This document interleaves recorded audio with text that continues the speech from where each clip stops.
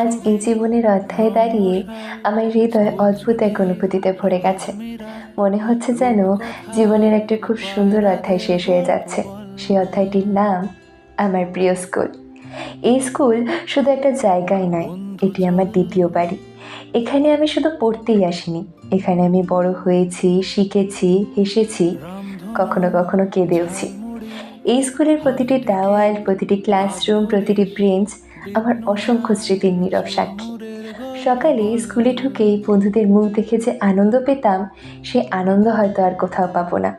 টিফিনের সময় একসাথে বসে গল্প করা, মাঠে খেলাধুলো করা, ক্লাসে একটু দুষ্টুমি করে সবাই মিলে হাসাহাসি করা, এই ছোট ছোট মুহূর্তগুলোই আজ মনে হচ্ছে জীবনের সবচেয়ে বড় সম্পদ। আমি সত্যিই বলছি, আমি খুব মিস করব এই স্কুলের মাঠকে, যেখানে আমরা স্বপ্ন নিয়ে দৌড়াতাম।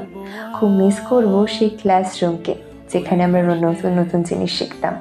খুব মিস করব সেই ঘন্টার শব্দকে, যা আমাদের প্রতিদিনের গল্পের শুরু আর শেষের ঘোষণা করত।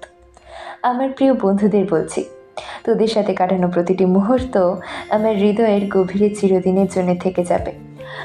হয়তো আমরা প্রতিদিন দেখা করব না, কিন্তু তোরা সবসময় আমার জীবনের সবচেয়ে সুন্দর স্মৃতির অংশ হয়ে থাকবি।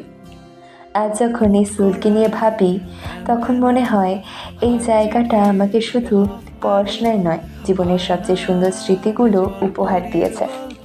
শেষে আমি শুধু একটা কথাই বলতে চাই, হয়তো একদিন আমরা সবাই এই স্কুলকে ছেড়ে অনেকটা দূরে চলে যাব, কিন্তু আমাদের হৃদয়ের একটা বড় অংশ চিরদিন এই স্কুলের মধ্যেই থেকে যাবে।